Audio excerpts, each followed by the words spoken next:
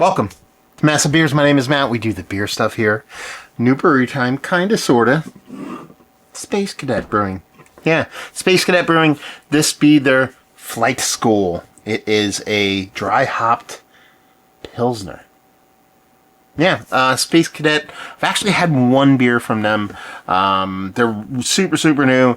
I saw that they existed, and then I saw one of their beers, and I grabbed it and didn't review it, drank it. It was nice. It was IPA. It was a little older. It was a little oxidized. So, yeah. Anyway, there's a place by me that actually gets their stuff now, and I saw this, and it just for some reason I thought it was the same beer at first, and then I'm like, oh, let me look at the date, see if there's a date. There's a date on here, and I'm like, oh, okay, this is from, right before Christmas, so a month and a half old. I'm like, oh, dry hop Pilsner. I think we're okay with that. And honestly, the art design, I dig on it, so it kind of catches my eye from a distance. Black and white is very, very underrated as far as art design goes when it comes to, I think, a lot of things, but more specifically can art. Almost nobody does black and white. I know Off Color does, DeMolin does, but rarely do people do it. So it really does kind of stick out like a sore thumb in a very positive way. So dry hop pills, a little darker than what we want it to be. So are we dealing with oxidation again? I don't know. Or it could just be the malt base on this. Likewise, like I said, I just like the art design. Something about it, the cartoonish.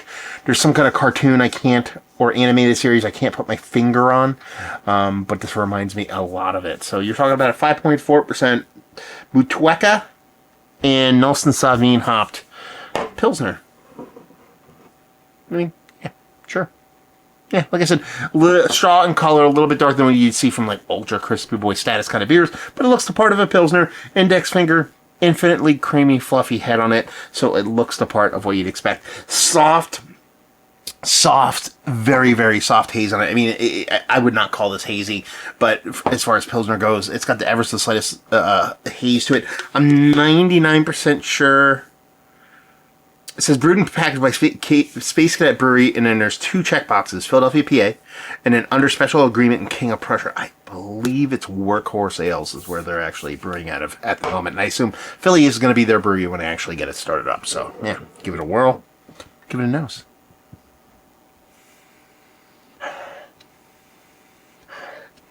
Malt sweetness, like a nice kind of toasted crackery maltiness, like not necessarily just a base kind of saltine kind of cracker.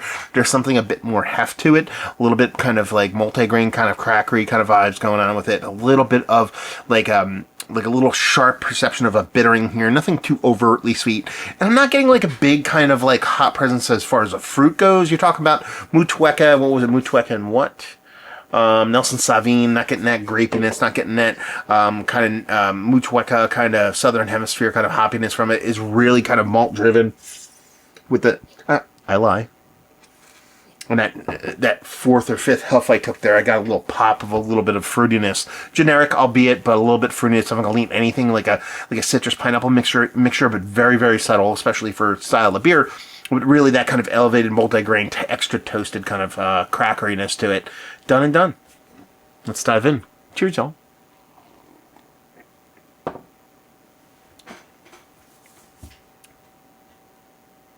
That's tasty.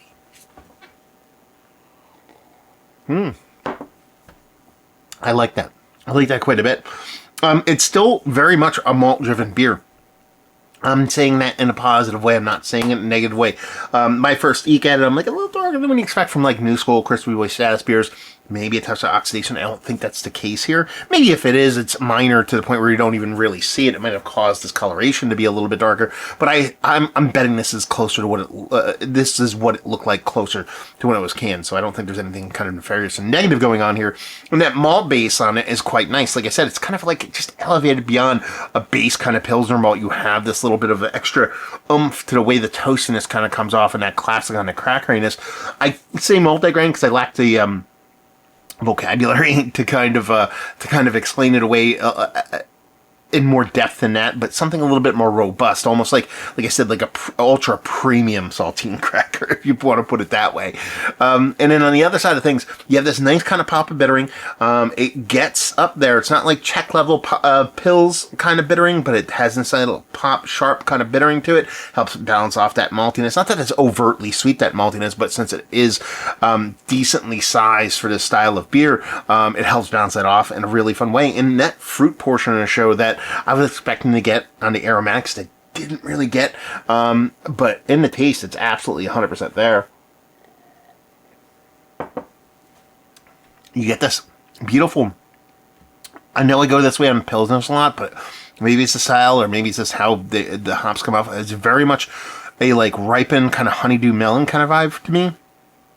There's a little bit of citrus in there, a little bit of grapefruit citrus, a little bit of pineapple. Very subtle notes here. I mean, we're talking very, very, very subtle, but appropriate, or actually, I would say a little bit elevated for its style. But it doesn't like run over the beer. Again, it's still malt forward as far as its core ethos, but really getting that nice kind of fruity hop presence in there. It lets you know that those hops are at play. Nelson Sauvin, everybody goes for the white grape thing. I'm not really getting it here, but you can get so much more from Nelson Sauvin. It's not like that's all you're going to get from the beer. But like I said, it has that cool kind of melon slash pineapple citrus kind of thing in a very subtle way. I would say that melon, more honeydewy kind of vibe is elevated to the top here with that citrus and kind of pineapple below in a very kind of non-acidic, kind of sweet kind of way. And honestly, it's a really tasty beer. Really well made. No negatives as far as any off flavors or anything like that. It's a little hefty, but I mean, again, it tastes like a Pilsner that was made in Europe. It's not like Ultra Crispy Boy status. It's not like an Americanized, drop all malt out of it and just let's get like a super water chemistry thing going on to where it's just Ultra Crispy Boy and that's all there is and we'll let the hops play with things. No, it is actually a through and through kind of classic base malt base recipe style Pilsner with a decent amount of United States / Philadelphia fuckduggery going on with the way the hops kind of play on things, and I dig it. I got a 4-pack of it. It was $14.99, so I mean a little bit more than you typically want to spend on a Pilsner, but you're talking about a dry hop Pilsner, small brewery trying to make their hay. I have no qualms with the price point at that level, and a very tasty beer. Honestly, I'm very glad I got this in a 4-pack. And I get to rip 3 more of them. And the fact that it's, we're actually kind of getting closer to 2 months rather than a month and a half on this, being that it's the 15th, 15th of February. Held up really, really well. If it's morphed in any way, it hasn't morphed in a negative way. I dig it. Very tasty beer. You know me. Anytime any brewery does like lager, small beer, chuggable beers, drinkable beers, sessionable beers, I'm always going to get a little hot and bothered. The fact that new breweries are putting it out there like that, it gives me a little bit even more kind of like my spidey sense tingling. So good on you, Space Cadet. A very tasty beer. So let's talk about it. It's one of the better Pilsners I've had as of late. When I say as of late, we're talking past several months. It's in the conversation. It's not Mount Rushmore status. Listen, I went to Philly, spent 4 days there, Human Robot, Seed, I had a bunch of beer.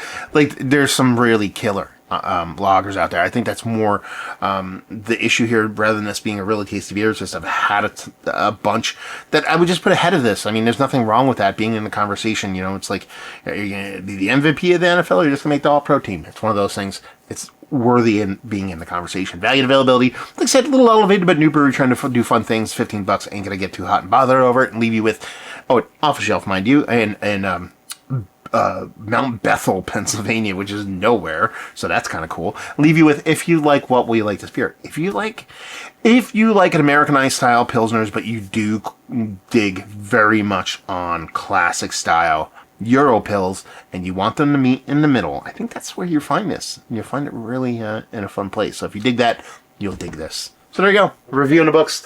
Hopefully you enjoyed. Massive Beers, if you want to check me out doing the social media stuff. Beer Massif, the podcasting stuff. Space Cadet. Have you been to the brewery? I don't think they have one. So have you had their beers? Have you had this beer? All that fun stuff down below. Hopefully you enjoyed a review. Hopefully you're enjoying a little bit of Space Cadet right now. Hope soon. See you next time. Cheers, y'all.